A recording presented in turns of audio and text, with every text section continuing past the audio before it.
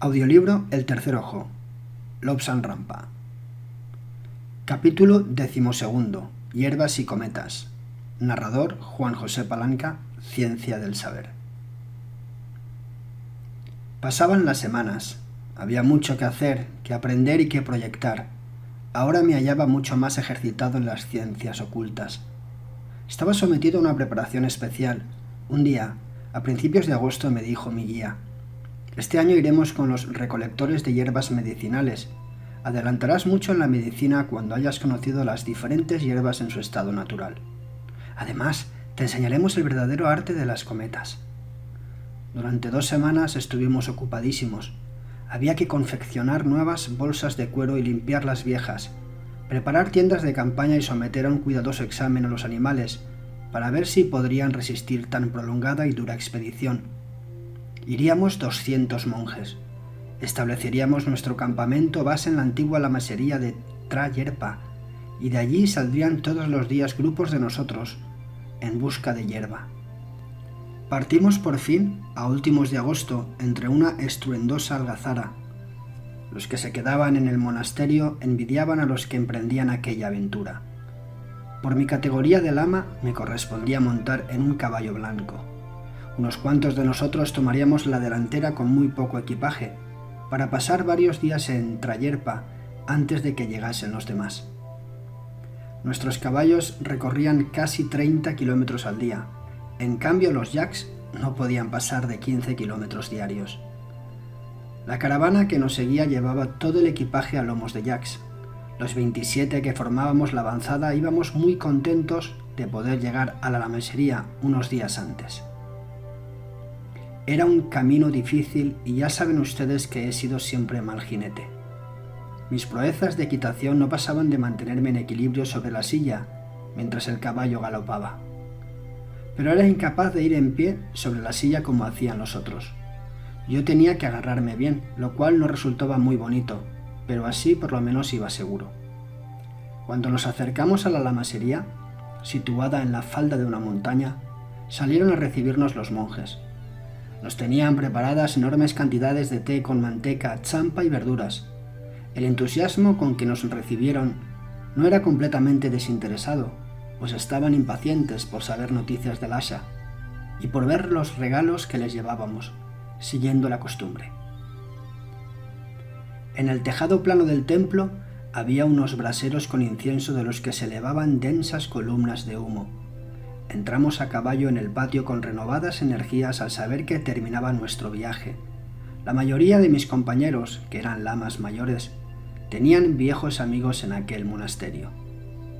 Todos conocían allí al lama Mingyar Dondup. Lo rodearon en masa y se lo llevaron no sé a dónde. Me encontré de pronto solo en el mundo, pero al poco tiempo oí que me llamaban. «Lobsang, Lobsang, ¿dónde estás?». Respondí, y antes de saber lo que me ocurría me encontré rodeado por la multitud de monjes. Aquella masa humana se había abierto para tragarme a mí también.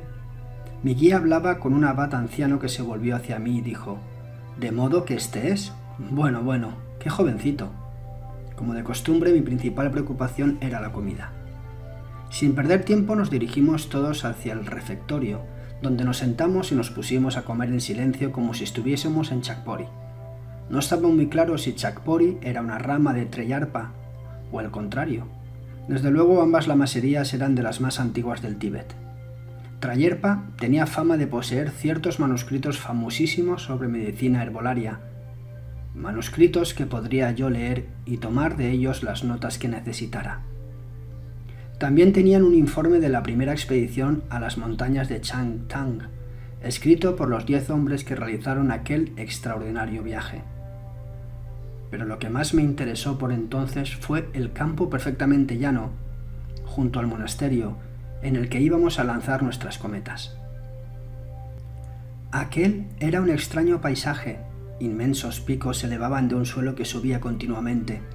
Unas mesetas como jardines en terrazas se extendían desde el pie de los picos como anchísimos escalones que subieran hasta perderse en las alturas. Algunos de los escalones inferiores presentaban una gran riqueza de hierbas medicinales. Una forma de musgo que se encontraba allí tenía un poder de absorción mucho mayor que el safgún. Una pequeña planta con unas bolitas amarillas poseía unas sorprendentes virtudes anestésicas. Los monjes cogían estas hierbas y las ponían a secar. Yo, por mi condición de lama, podía dirigir estas operaciones, pero para mí el objetivo principal de esta excursión sería recibir las enseñanzas del lama Mingyar Dundub y de los especialistas en herbolistería. Pero solo pensaba en las cometas, y las que allí se lanzaban llevaban hombres dentro. En la lamesería había almacenada mucha madera de abeto que habían traído de algún lejano país, probablemente del Assam.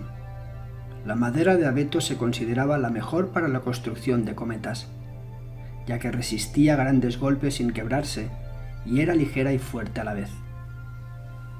Nuestra disciplina seguía siendo durante el viaje tan severa como el Chakpori. Teníamos que asistir también allí a los servicios religiosos de medianoche y a todos los demás del día. Bien pensado, esto era lo más sensato, pues si rebajábamos la disciplina nos sería luego muy difícil volvernos a adaptar a ella. Las horas que en Chakpori dedicábamos a las clases las pasábamos allí cogiendo y estudiando hierbas y practicando el arte de lanzar las extraordinarias cometas de Trayerpa. En esta lamasería, debido a la gran altitud en que se hallaba, teníamos aún luz de día, mientras que hacia abajo se cubría todo de sombras moradas y soplaba el viento de la noche agitando la escasa vegetación. El sol se ponía por detrás de las lejanas cumbres y por fin también nosotros quedamos a oscuras. El paisaje por debajo de nosotros parecía un lago negro. En ninguna parte brillaba un destello de luz. En todo lo que podía abarcar la mirada no había ni un ser viviente, una vez pasados los límites de la lamasería. Al ocultarse el sol, el viento de la noche, cumpliendo órdenes de los dioses, barrió todos los rincones de la tierra.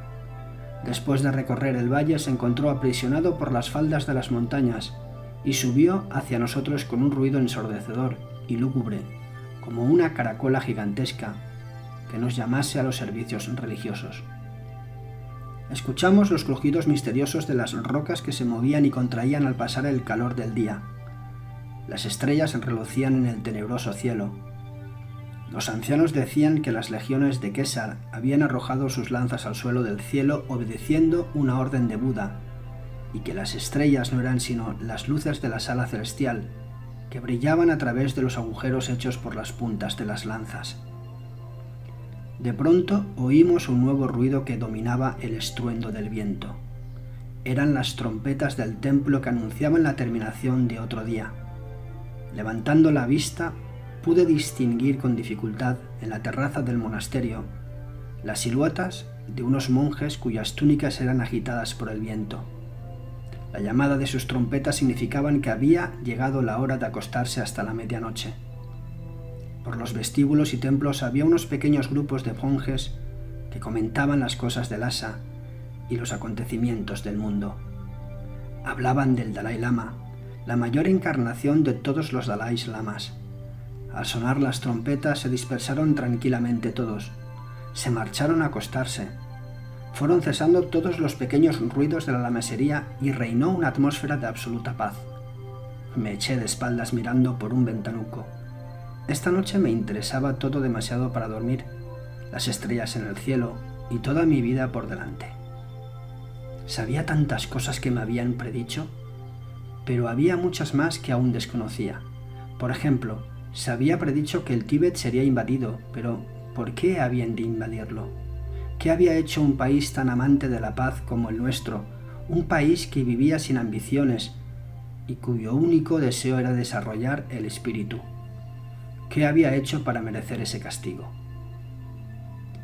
¿Por qué codiciaban los demás países al nuestro? Solo deseábamos lo que siempre había sido propio de nosotros. ¿Por qué, pues, querían esos extranjeros conquistarnos y esclavizarnos? Lo único que queríamos era permanecer aislados y seguir tranquilamente nuestro camino de la vida. Y se esperaba de mí que fuese entre las gentes que luego habrían de invadirnos, que curase a sus enfermos y atendiese a sus heridos en una guerra que aún no había empezado. Yo sabía perfectamente todo lo que estaba predicho, incluso con muchos detalles, y sin embargo debía seguir la pista como un jack, sabiendo todos los sitios donde me debía detener y donde eran malos los pastos, pero sin poderme desviar del camino. Conocía mi punto de destino. El redoble de los tambores del templo me despertó sobresaltado. Ni siquiera me había dado cuenta de haberme dormido. Busqué la túnica a tientas con movimientos torpes. ¿Era ya medianoche? No conseguía despertarme del todo. ¡Qué frío hacía en aquel sitio! Debía obedecer 153 reglas en mi condición de lama. Por lo pronto ya había quebrantado una de ellas, pues me sentía irritado de que me hubiesen despertado tan bruscamente. Salí tambaleándome, en busca de mis compañeros, que también estaban como atontados, y nos dirigimos al templo para salmodiar en el servicio religioso. Se me ha preguntado, ¿y si conocía usted todas las penalidades que habían sido predichas? ¿Por qué no las evitó? La respuesta inmediata es esta. Si hubiera podido evitar las predicciones, entonces el simple hecho de librarme de ellas habría demostrado que eran falsas. Las predicciones son probabilidades. No significan que el hombre carezca de libre albedrío. Al contrario, un individuo puede desear ir desde Darjeeling a Washington. Conoce el punto de partida y el de destino. Si se molesta en consultar un mapa, descubrirá ciertos lugares por los cuales ha de pasar normalmente en su viaje. Desde luego, podría eludir estos sitios, pero no siempre es prudente hacerlo, ya que el viaje puede alargarse con ello o resultar mucho más caro. También puede una persona dirigirse en automóvil desde Londres a Inverness. El buen conductor consultará un mapa de carreteras, pedirá el mejor itinerario a una de las organizaciones automovilísticas. De este modo el conductor evitará los malos caminos y si no puede librarse de los baches, por lo menos estará preparado y conducirá con mayor cuidado. Lo mismo sucede con las predicciones. Aun sabiendo dónde van a surgir las dificultades, no siempre es conveniente rehuirlas. El camino más fácil no es siempre el mejor. Por ser budista creo en la reencarnación y que venimos a este mundo a aprender. Cuando estamos en la escuela, todo nos parece difícil y amargo. Las lecciones de historia, de geografía, aritmética o de lo que sea nos parecen aburridas, innecesarias y sin sentido. Eso mientras estamos en la escuela. Pero luego es muy posible que añoremos los buenos tiempos en que asistíamos a aquellas clases.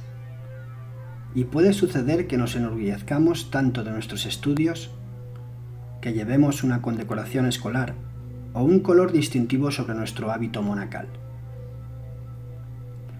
Lo mismo sucede con la vida.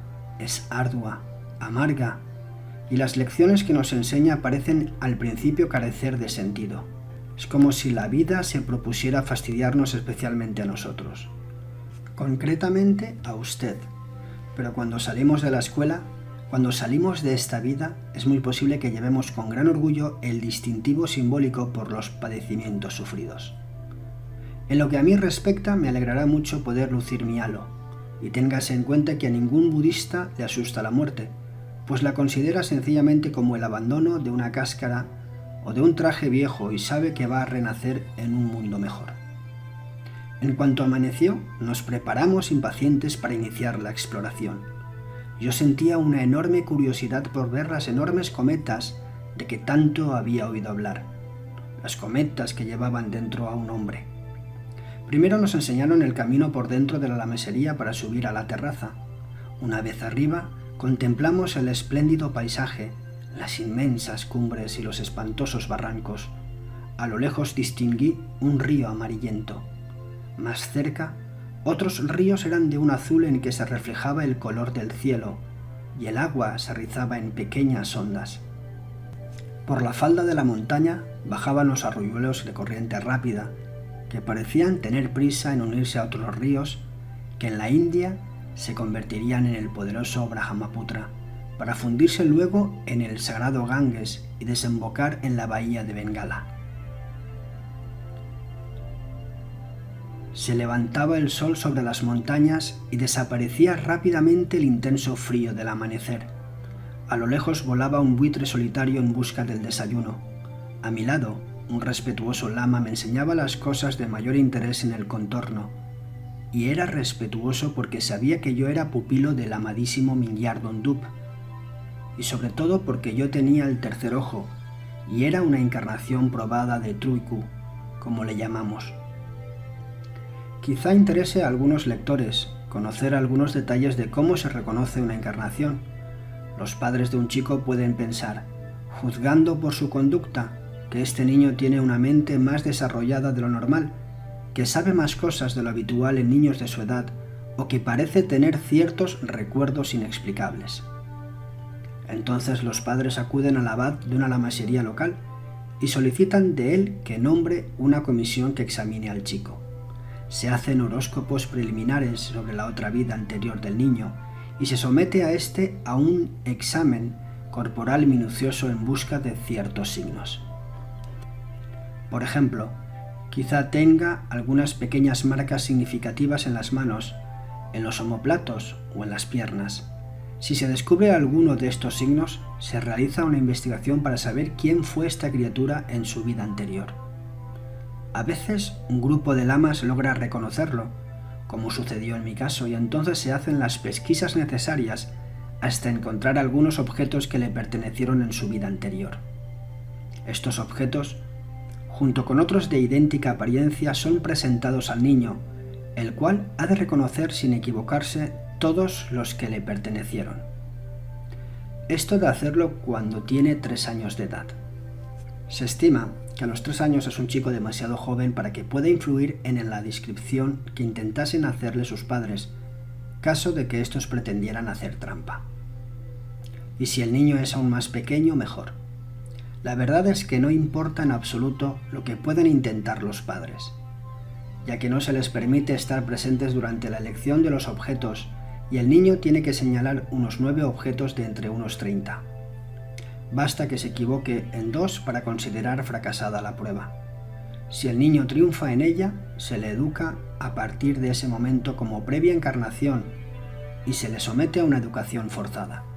Cuando cumple 7 años se le leen las predicciones, pues se estima que a esa edad se halla en perfectas condiciones de entenderlo todo. Por experiencia sé muy bien todo lo que comprende a esa edad. El respetuoso lama que me iba enseñando el paisaje tenía sin duda todo eso en la mente. A la derecha de una cascada había un sitio muy bueno para coger muaymetán, jere, cuyo jugo se usa para quitar callosidades y verrugas y para aliviar la hidropesia y la ictericia. Más allá, a la orilla de aquel pequeño lago, encontrábamos pojigorum, una semilla con pinchos caídos y flores rojas que crece bajo el agua. Con sus hojas se curan los dolores reumáticos y se alivia el cólera. En aquella zona solo se encontraban las hierbas medicinales corrientes. Las plantas más valiosas había que buscarlas en las montañas. Para aquellos que se interesan por la herboricultura, doy aquí algunos detalles sobre las principales hierbas de que disponíamos y sus aplicaciones. Como desconozco los nombres ingleses de estas plantas, daré los latinos. El Allium sativum es un antiséptico excelente de muy buenos resultados para el asma y otras enfermedades del pecho. Otro antiséptico muy bueno, que solo se usa en pequeñas dosis, es el Balsamodendron mirba. Este se empleaba especialmente para las encías y membranas mucosas. Administrado en su uso interno, calma la histeria. Hay una planta con flores de color crema cuyo jugo aleja a los insectos y garantiza contra sus picaduras. El nombre latino de esta planta es Begonia cordata. Quizá los insectos conozcan que se llama así y sea este nombre lo que los espanta. También teníamos una planta que usábamos para dilatar las pupilas. La Ephedra sinica ejerce una acción similar a la atropina y resulta muy útil en los casos de baja presión arterial, además de ser uno de los remedios más eficaces contra el asma. La aplicábamos una vez convertidas en polvo sus raíces y ramas. El cólera, aparte de su gravedad, resulta desagradable tanto para el paciente como para el doctor, a causa del olor que despiden las zonas ulceradas. La planta llamada Ligusticum levisticum suprime por completo este olor, y a las señoras les interesará saber que los chinos emplean los pétalos de la Hibiscus rosa sinensis para ennegrecer tanto las pestañas como el cuero de los zapatos. Empleábamos una loción hecha con las hojas hervidas de esa planta para refrescar el cuerpo febril de los enfermos. El Linium tigrinum cura con gran eficacia la neuralgia causada por los ovarios, mientras que la Flacourtia indica tiene unas hojas que alivian e incluso suprimen totalmente las demás molestias características de la mujer. En el grupo Sumach Rouge está la vernicifera, de donde sacan los chinos y japoneses la famosa laca china. Empleábamos la glabra para curar la diabetes, mientras que la aromática es muy buena para las enfermedades de la piel, las urinarias y la cistitis. Otro astringente muy poderoso, usado con el mejor éxito en las úlceras de la vejiga, se hace con hojas de la Arctestaphylos ubaursi. Los chinos prefieren la Bignonia grandiflora, de cuyas flores se hace un astringente de uso general. Cuando tuve que actuar en los campos de prisioneros encontré que la Polygonum bistorta era de grandísima eficacia en los casos de disentería crónica, para los que ya se administraba en el Tíbet. Las señoras que han practicado el amor con cierta imprudencia suelen emplear el astringente que se saca del Polygonum erectum. Es un método muy seguro para provocar el aborto. En las quemaduras aplicábamos una nueva piel, la Siegesbeckia orientalis. Es una planta alta de más de 1 metro cuyas flores son amarillas. Su jugo aplicado a las heridas y quemaduras forma una nueva piel de un modo parecido a cómo sucede con el Collodium. En uso interno, esta loción produce unos efectos semejantes a los de la manzanilla. Solíamos coagular la sangre de las heridas con el Piper angustifolium. El reverso de sus hojas, en forma de corazón, es de efecto seguro como coagulante. Todas esas son hierbas muy corrientes. En cambio, la mayoría de las demás carecen de nombres latinos, ya que el mundo occidental no las conoce. Si he citado las primeras solo ha sido para demostrar que tenemos una idea de medicina herbolística. Desde nuestra magnífica atalaya, que dominaba una inmensa extensión, veíamos iluminados por la brillante luz del sol los valles y sitios recónditos donde se hallaban todas esas plantas. Más allá podíamos ver cómo se hacía cada vez más desolada la tierra. Me dijeron que el otro lado de la montaña, en cuya falda estaba el monasterio, era una región de gran aridez. Pude comprobarlo cuando días después me elevé sobre la montaña en una cometa. A mediodía me llamó el lama Minyar Dondup y me dijo: «Ven, Lobsang, iremos con los demás, que van a visitar el campo de lanzamiento de las cometas. Hoy vas a pasarlo en grande». No necesitaba yo que me estimulara para apresurarme en seguirlo. Ante la puerta principal nos esperaba un grupo de monjes con rojas túnicas. Descendimos la escalinata y pronto estuvimos en el campo de las cometas, formado por una capa de tierra apisonada sobre unas rocas perfectamente planas. Algunas matas bordeaban esta superficie como indicando el peligro de caer al profundo barranco. Por encima de nosotros, en el tejado de la lamasería, las banderas de las plegarias se mantenían tiesas, sostenidas por el viento, y los mástiles crujían de vez en cuando, como venían haciendo durante siglos, sin haberse llegado a quebrar. Nos situamos en el otro borde rocoso del campo, de donde arrancaba una pendiente suave. El fuerte viento nos empujaba y dificultaba la marcha. A unos 10 metros de este borde había una hondonada en el suelo. En él rebotaba el viento con fuerza huracanada, proyectando pequeñas piedras y pedazos de líquen como si arrojara flechas. El viento que barría abajo el valle quedaba encajonado por las rocas, y al no tener otro escape salía con gran presión por la falda de las rocas, disparándose finalmente por el campo de las cometas con alaridos de alegría al verse libre de nuevo. A veces, durante el peor tiempo, según nos dijeron, este ruido era como el rugido de una legión de demonios que escapase de las entrañas de la tierra en busca de víctimas. Se producían notas fantásticas, ya que el barranco alteraba la presión del viento. pero aquella mañana era constante la corriente del aire. Sin embargo, eran perfectamente verosímiles las historias que nos contaron de niños levantados del suelo por el viento y arrojados a enorme distancia. Era un sitio ideal para lanzar cometas, ya que con una fuerza de viento tan tremenda las cometas se elevan inmediatamente, como pudimos ver enseguida en las pruebas preliminares que se hicieron con algunas de tipo ordinario, como las que tenía yo en casa.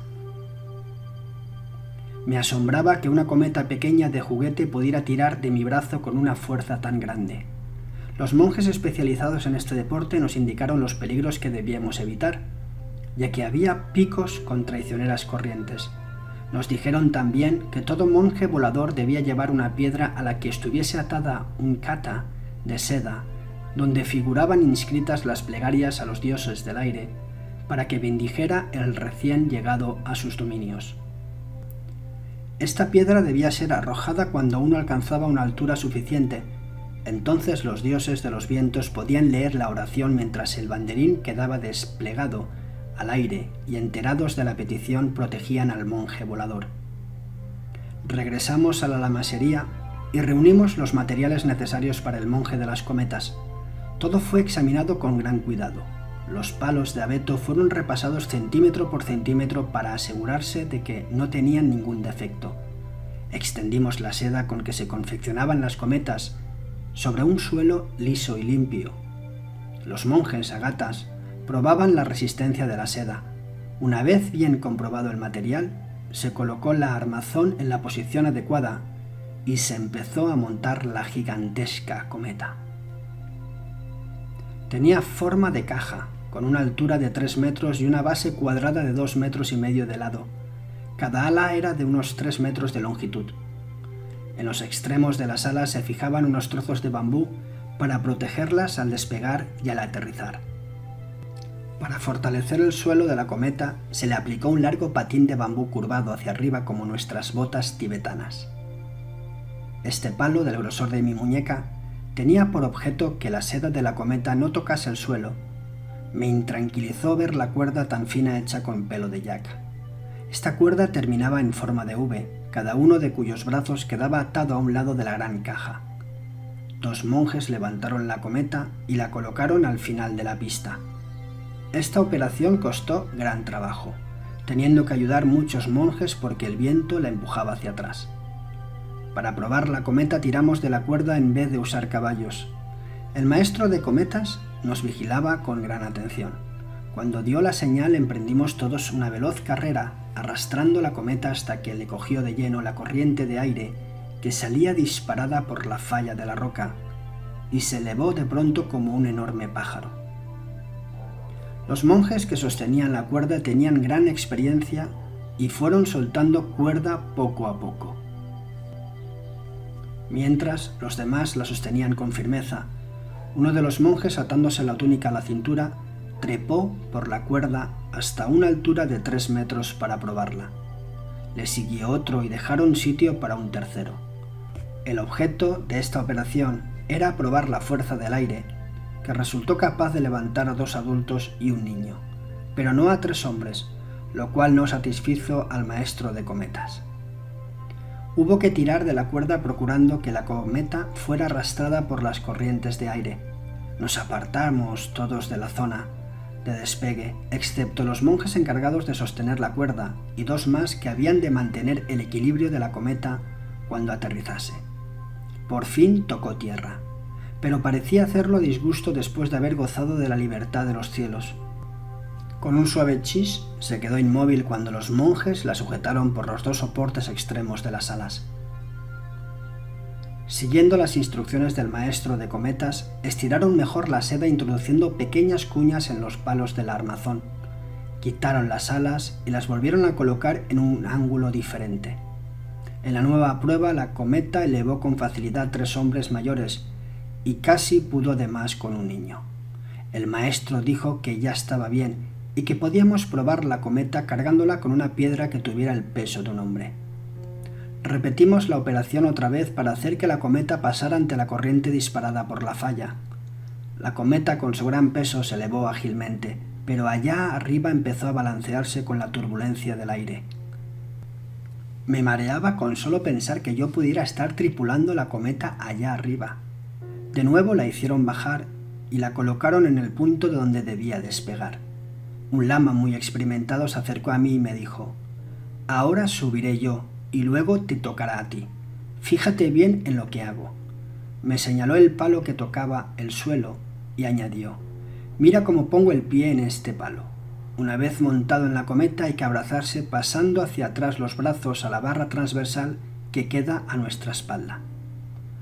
Cuando se está allá arriba hay que bajar hasta la V de la cuerda y sentarse en este travesaño que une los dos brazos. Al aterrizar, cuando ya estés a 3 metros del suelo, es mejor que saltes. En fin, ahora volaré yo y tú me observas. Esta vez habían atado unos caballos a la cuerda. Al dar la señal, el lama lanzaron al galope a los caballos. La cometa se deslizó rápida, fue arrastrada por la corriente y se elevó como disparada.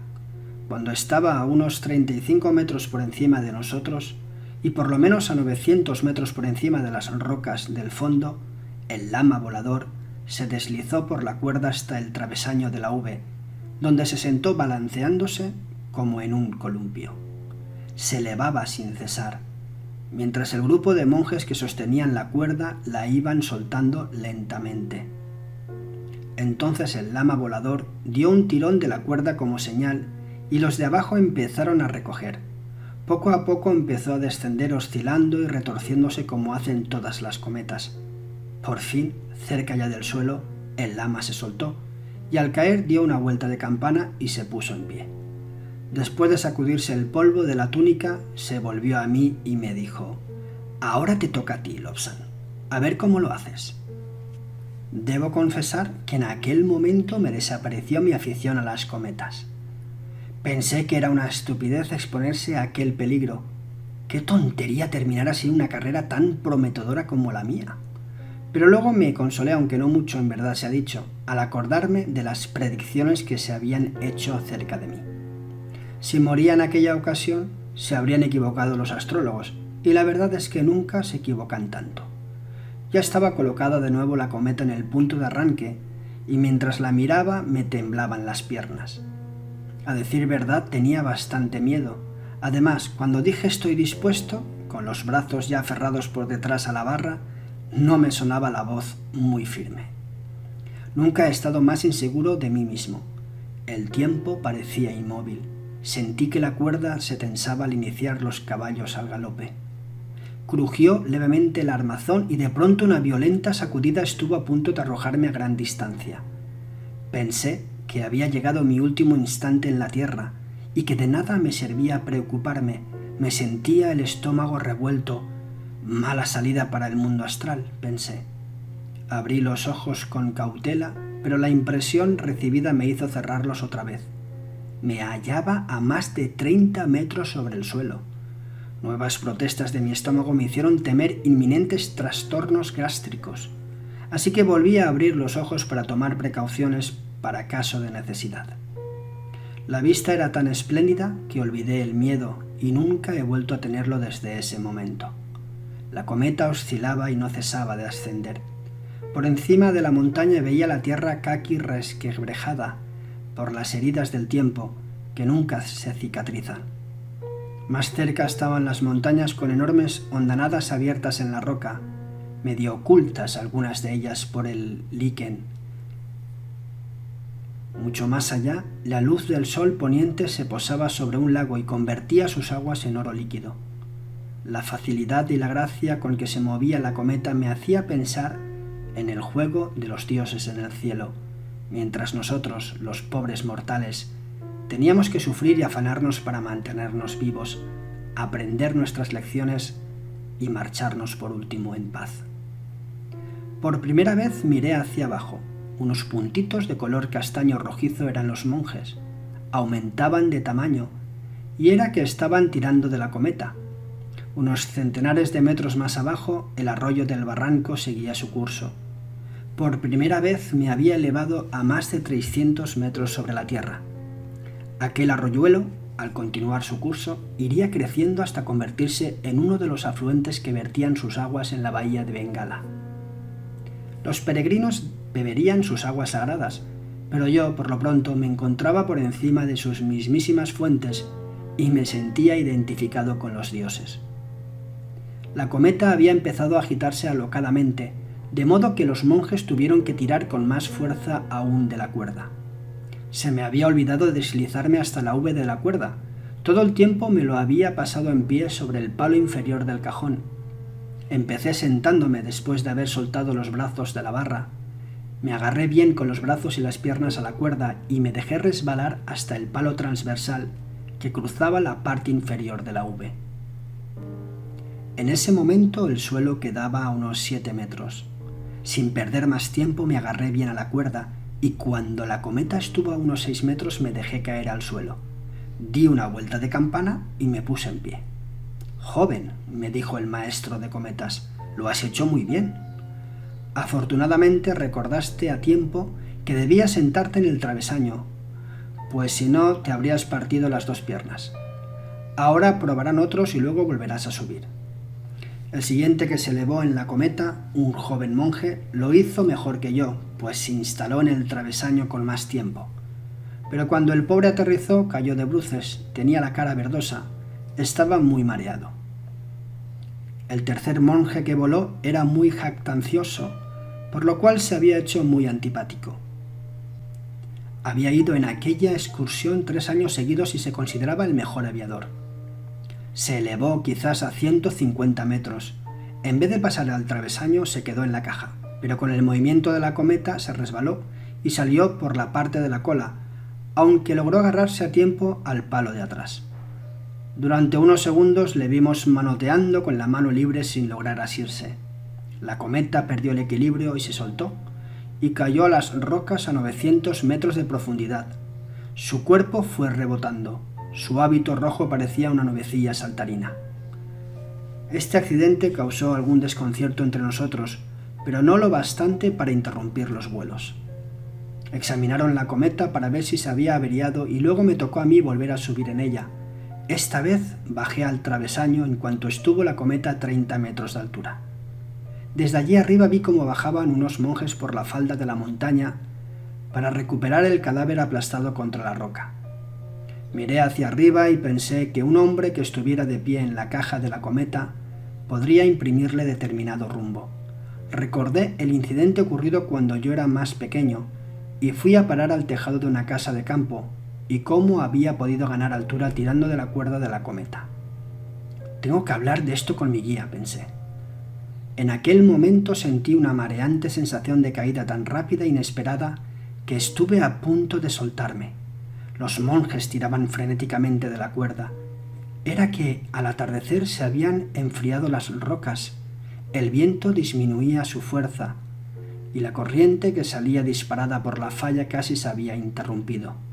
Cuando salté, a 3 metros del suelo, la cometa dio una última sacudida y se vino encima de mí. Yo quedé sentado en el suelo rocoso con la cabeza a través de la seda del fondo de la cometa y tan inmóvil que los otros creyeron que estaba herido. El lama Mingyar Dondup se precipitó hacia mí. Si pusiéramos otro palo transversal en el centro de la cometa, dije por fin, podríamos quedarnos en pie dentro y gobernar el vuelo hacia cierto punto. El maestro de cometas me había oído. Sí, jovencito, tienes razón, pero ¿quién va a hacer la prueba? Yo mismo, le respondí, si mi guía me lo permite. Otro lama me dijo sonriente, eres lama por derecho propio, Lobsang, y no tienes que pedirle permiso a nadie. No lo haría sin permiso del lama Mingyar Dondup, a quien debo cuanto he aprendido y que siempre me está enseñando nuevas cosas. Él lo decidirá.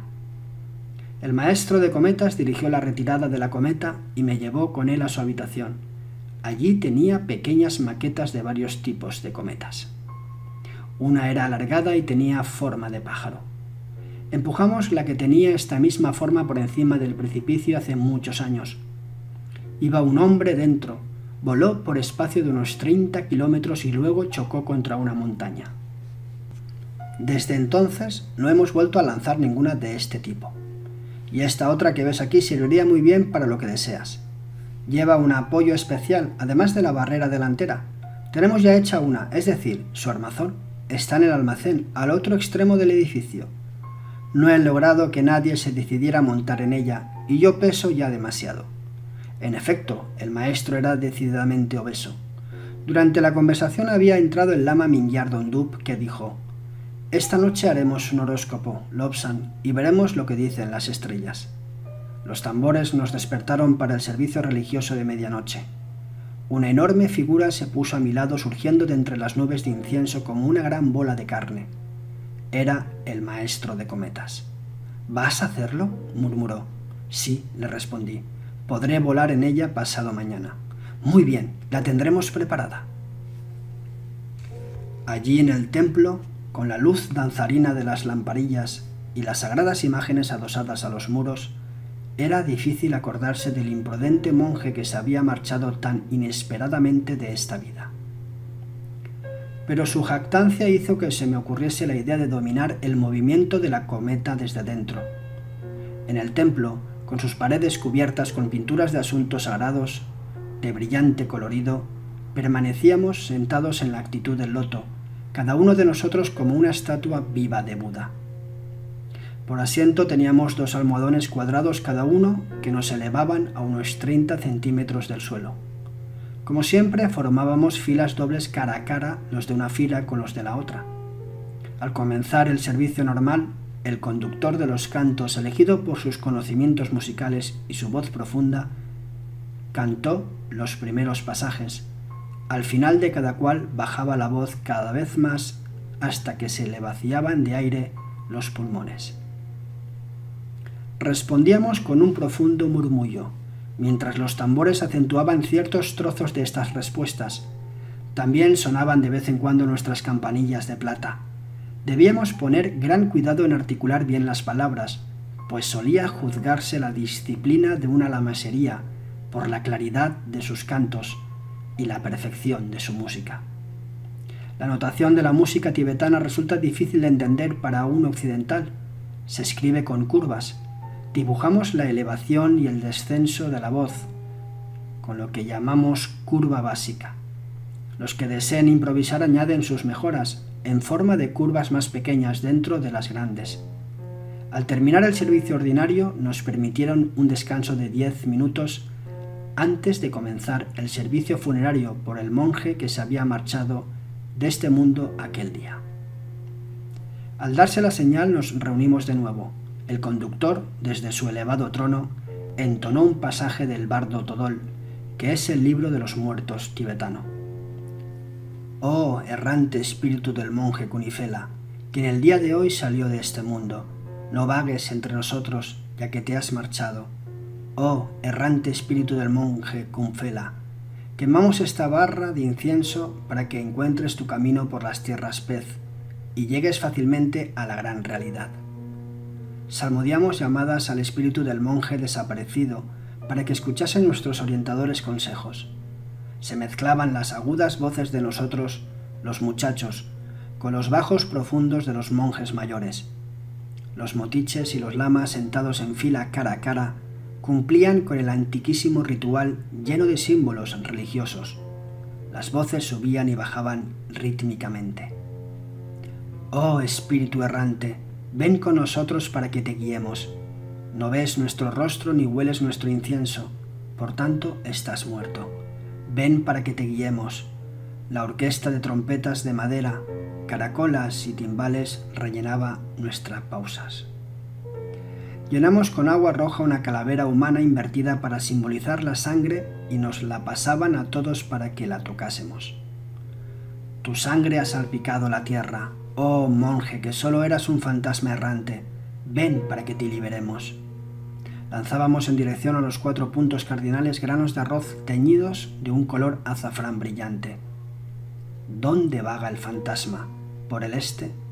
¿Por el norte? ¿Por el oeste o por el sur? Arrojamos el alimento de los dioses a los 4 rincones de la tierra, y tú no lo comes porque estás muerto.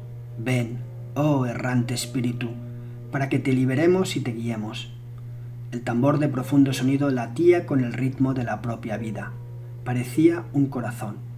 Otros instrumentos imitaban los diferentes sonidos del cuerpo, el apagado fluir de la sangre por las venas y las arterias, el débil murmullo de la respiración de los pulmones, el casi inaudible gorgotear de los fluidos corporales, de los varios crujidos y sordos ruidos del cuerpo que constituyen la música de la vida humana. Al final la extraña sinfonía terminaba con un golpe seco. De repente se detenían todos los ruidos y murmullos. Era el violento final de una vida. Oh monje que existías y que ahora eres un errante fantasma, nuestros telépatas te guiarán, no tengas miedo. Preséntanos tu mente desnuda, escucha nuestras enseñanzas que te pueden liberar.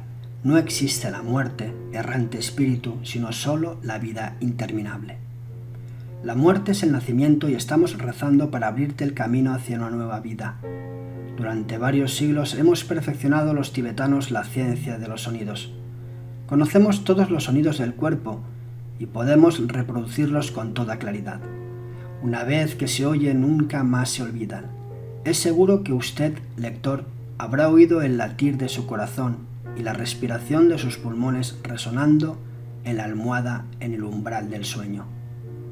En la lamasería del oráculo del Estado ponen en trance a un médium utilizando alguno de estos sonidos y entonces le habita un espíritu. El jefe de las fuerzas británicas que invadieron Lhasa en 1904 comprobó el poder de estos sonidos y el hecho de que el oráculo cambiaba de aspecto cuando entraba en trance. Al terminar el servicio religioso nos apresuramos a acostarnos. Yo tenía mucho sueño.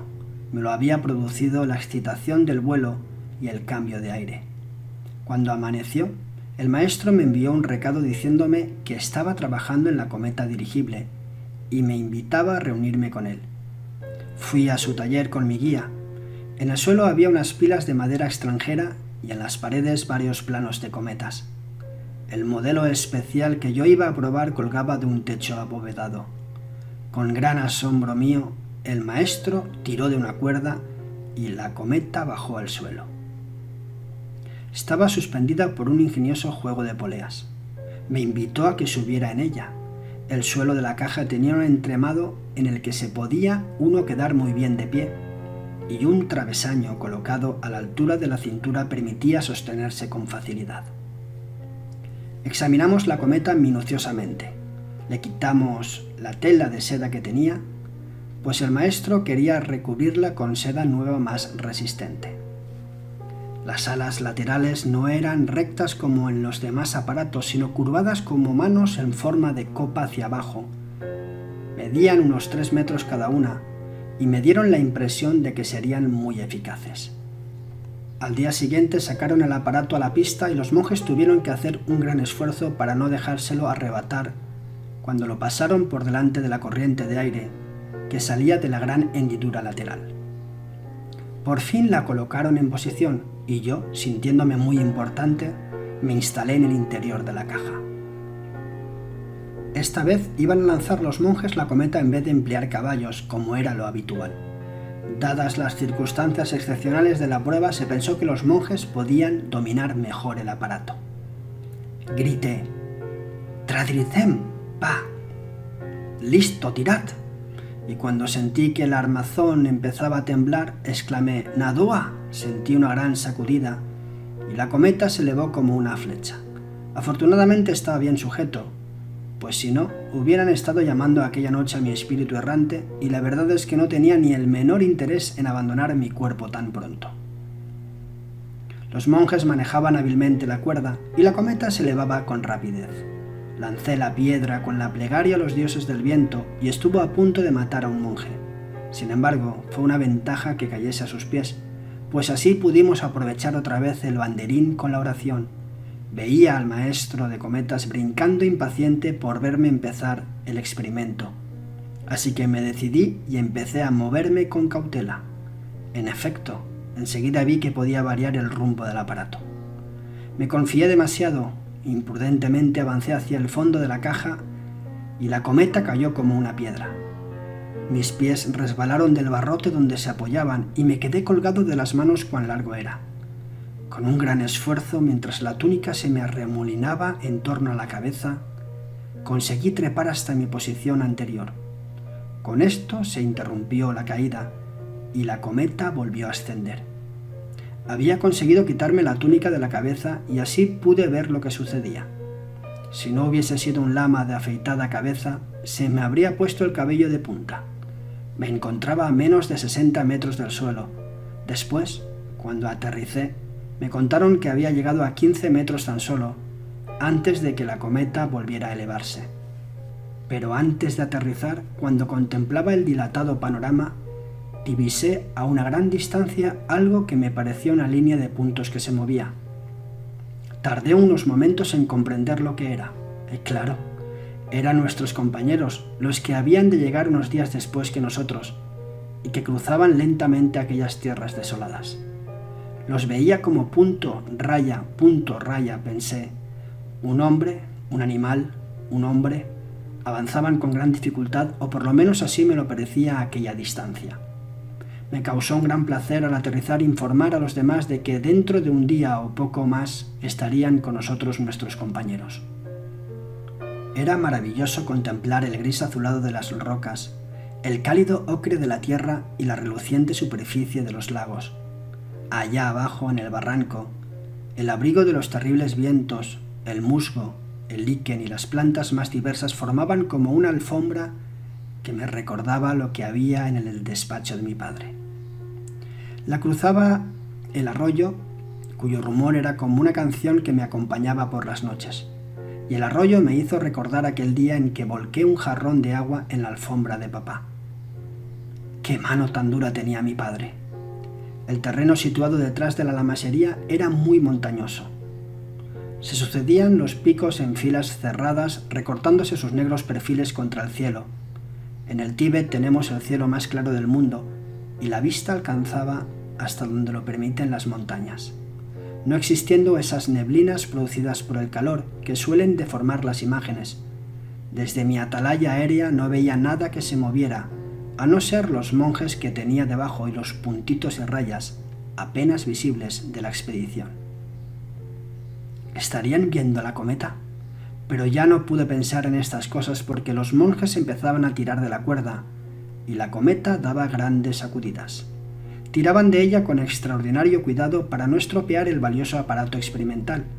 Cuando aterricé, el maestro de cometas me miró con gran afecto y me abrazó con tanto entusiasmo que seguramente me hizo crujir los huesos. Estuvo hablando sin parar con gran alegría, y era explicable su satisfacción, ya que hasta entonces no había podido probar sus teorías. Estaba demasiado gordo para eso. Cuando se interrumpió para tomar aliento, le dije que ningún mérito tenía yo al haberme prestado al experimento, ya que lo había pasado muy bien, y que tanta satisfacción me había producido volar como a él comprobar la exactitud de sus teorías. Sí, Lobsang. Bastará con que pongamos aquí un nuevo apoyo y cambiar un poco de sitio este travesaño. ¿Y dices que estuvo a punto de volcar cuando pusiste el pie en el barrote del fondo? Me preguntaba mil cosas. Quería conocer hasta mis más insignificantes sensaciones. A nadie se permitió ya volar en aquella cometa especial. Realicé en ella varios vuelos y a consecuencia de cada uno de ellos se introducían nuevas modificaciones en la estructura del aparato. Una gran mejora fue la instalación de una correa para sujetarme. La llegada de nuestros compañeros interrumpió durante un par de días la experimentación con las cometas. Teníamos que organizar a los recién llegados en grupos de recolectores y empaquetadores. Los monjes que tenían menos práctica iban a recoger solo 3 clases de plantas y fueron enviados a una zona donde abundaban esas plantas. Cada grupo se pasaba fuera del monasterio 7 días. Al 8º regresaban con las plantas, que eran extendidas en el limpio suelo de un amplísimo almacén. Unos lamas especializados examinaban una a una las plantas para asegurarse de que no tenían pulgón y que eran de la clase requerida. A algunas plantas les quitaban y secaban los pétalos.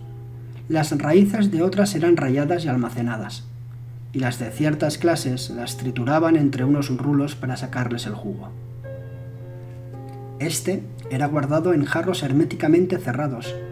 Las semillas, las hojas, los tallos, los pétalos y todo lo que constituía cada planta era limpiado y guardado en bolsas de cuero en cuanto estaba lo bastante seco. Cada bolsa llevaba una etiqueta donde se apuntaba el contenido. El cuello de la bolsa se retorcía para que no entrase aire. Mojaban el cuero en agua y luego lo exponían al sol. Un día después el cuero seco estaba tan duro como un pedazo de madera. Estas bolsas llegaban a adquirir una dureza tal que para abrir el cuello había que golpearlas como para partir una piedra. En el aire seco del Tíbet, las hierbas así guardadas se conservaban en perfecto estado durante muchos años. Pasados los primeros días repartí mi tiempo entre las hierbas medicinales y las cometas. El viejo maestro era hombre de gran influencia y me dijo que en vista de las predicciones sobre mi futuro, el conocimiento de los aparatos voladores sería para mí tan útil e importante como dominar la herboricultura. Así, durante 3 días a la semana estuve practicando el emocionante deporte de las cometas. Los demás días los pasaba cabalgando de grupo en grupo para aprender lo más posible en el menor tiempo. Muchas veces, cuando me hallaba a gran altura dentro de una cometa, veía esparcidas por aquel paisaje que me era ya tan familiar, las tiendas de campaña hechas con cuero negro de yak, que protegían del sol a mis compañeros herboristas y les servían para dormir. También veía los yaks pastando. Aprovechaban bien el tiempo antes de que al final de la semana los cargasen de hierbas para regresar al monasterio.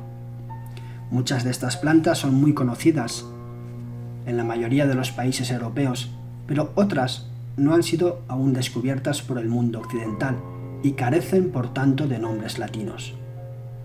El conocimiento de las hierbas me ha sido de gran utilidad, pero no menos útil me ha resultado mi práctica en el vuelo.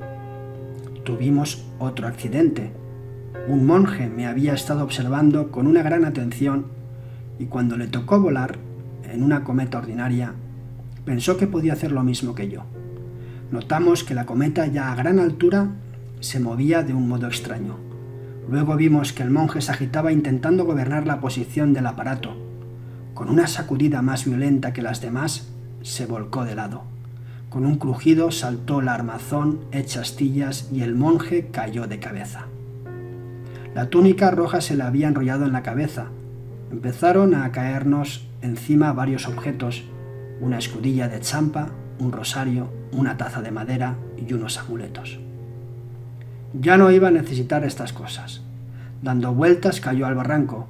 Tardamos mucho en oír el ruido que hizo al estrellarse. Todo lo bueno se termina demasiado pronto. Trabajábamos mucho, es cierto, pero se nos pasaron los 3 meses con gran rapidez. Esta fue la primera de una serie de visitas a las montañas y a los otros trayectos más cercanos a Lhasa. Empaquetamos nuestras pocas cosas, fastidiados por tener que marcharnos, y el maestro me regaló una preciosa maqueta del aparato volador que yo había utilizado preferentemente. La había construido para mí. Al día siguiente partimos hacia nuestra lamasería. Aunque nos alegrábamos de regresar a la montaña de hierro, nos apenaba separarnos de nuestros nuevos amigos y de aquella vida tan sana y libre de las montañas. Fin del capítulo 12. Siguiente capítulo 13. Primera visita a casa. Gracias.